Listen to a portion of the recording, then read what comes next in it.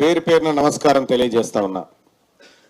So ముందుగా తెలంగాణ రాష్ట్రంలో BC employee ఫెడరేషన్ను ఏర్పాటు చేసి ఒక వేదికను కల్పించినటువంటి సమ్మన్న గారికి అలాగే మా అన్నలందరికీ పేరు పేరున కృతజ్ఞతలు తెలియజేస్తా ఉన్నా. ఎందుకంటే సమయం ఆసన్నమైందన్న విషయం ఈ సంఘాల ద్వారానే సమాజానికి ఎక్కువ అర్థమయ్యేటువంటి అవకాశం ఉంది. ఇక్కడ కొన్ని విషయాలు మాట్లాడుకుంటే దేశానికి స్వతంత్రం వచ్చినప్పటి నుంచి ఇప్పటి వరకు పరిపాలించిందంతా ఈ తెలంగాణ రాష్ట్ర ప్రాంతాన్ని లేదా ఉమ్మడి రాష్ట్రాన్ని పరిపాలించిందంతా అగ్రకులాలు మాత్రమే పరిపాలించినాయి. ఈ 70-80 ఏళ్ల సంవత్సరాల పాటు వాళ్ళ పరిపాలన టేస్ట్ ఏందో మనకు తెలిసిపోయింది. వాళ్ళు అన్ని వాళ్ళ పరిపాలన అంతా విఫలమైపోయింది. ఇప్పటికి కూడా తెలంగాణ రాష్ట్రంలో 80 లక్షల తెల్ల రేషన్ కార్డులు ఉన్నాయంటే దాని అర్థమైంది, మేము అభివృద్ధి చేయలేకపోయినాం బీసీలను, వెనకబడిన తరగతులను అనేది ఆ పార్టీలు, ఆ వర్గాలు, ఆ ప్రభుత్వాలు ఒప్పుకుంటున్నాయి. నిజంగా మనం అంతా డెవలప్ అయినామంటే తెల్ల రేషన్ కార్డులు ఉండదు కదా. కానీ ఇవాళ అన్ని రంగాల్లో ఇప్పటికీ పేదవానికి ఇల్లు కల్పించలేనటువంటి ప్రభుత్వాలే ఉన్నాయి. ఇప్పటిదాకా నడిచినటువంటి ప్రభుత్వాలు, ఇప్పటిదాకా పరిపాలించినటువంటి వాళ్ళు ఈ యువతకు ఉద్యోగాలు ఇవ్వడంలో విఫలమైపోయినారు. ఇప్పటిదాకా ఉన్నటువంటి అగ్రవర్ణ ముఖ్యమంత్రులు ఈ ఆదుకోవడంలో సంపూర్ణంగా విఫలమైపోయారు అనేది స్పష్టమైపోయింది.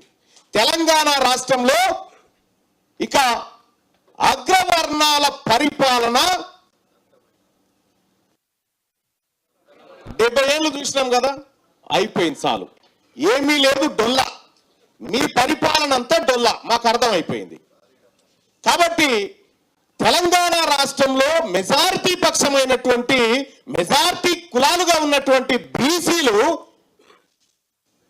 ఈ ప్లాజా నుంచి, టూరిజం ప్లాజా నుంచి ఒక మాట చెప్తా ఉన్నాము, ఇక జాలయ మీరు చేసిన కాడికి మాకు వద్దు, మాది మేము చేసుకుంటాం, మాది మేము చేసుకుంటాం, మిమ్మల్ని కూడా చూసుకుంటాం, మాది మేము చేసుకుంటాం, మిమ్మల్ని కూడా చూసుకుంటాం.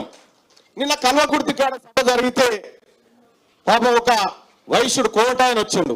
సభకాడికి వచ్చి, అయ్యా నేను కోమటోడిగా నా అమ్మ మీద ఒట్టే చెప్తున్నా, బీసీ ఉద్యమానికి నేను మద్దతు ఇస్తున్నా అని చెప్పిపోయిండు ఆయన. అవి గా కోమటాయన కావాలి, మాకు గా కోమటాయన కావాలి.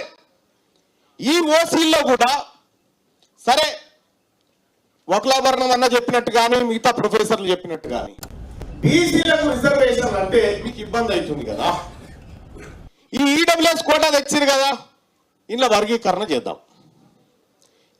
ఈడబ్ల్యూఎస్ కోటాలో ఏబిసిడి వర్గీకరణ చేద్దాం. ఎందుకు చేద్దాం అంటున్నంటే కేవలం ఈడబ్ల్యూఎస్ లో అత్యధికంగా లబ్ధి పొందుతున్న ఫేక్ సర్టిఫికెట్లు మాత్రమే.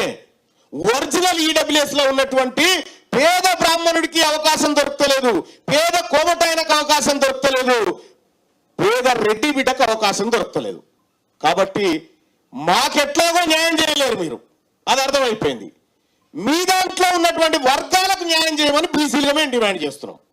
క్యూ న్యూస్ ఛానల్లో పనిచేయటకు అనుభవం గల సీనియర్ డిజిటల్ మార్కెటింగ్ వారు కావాలను సంప్రదించవలసిన నెంబర్ 8688926084.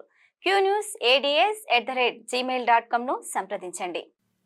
లైక్ చేయండి,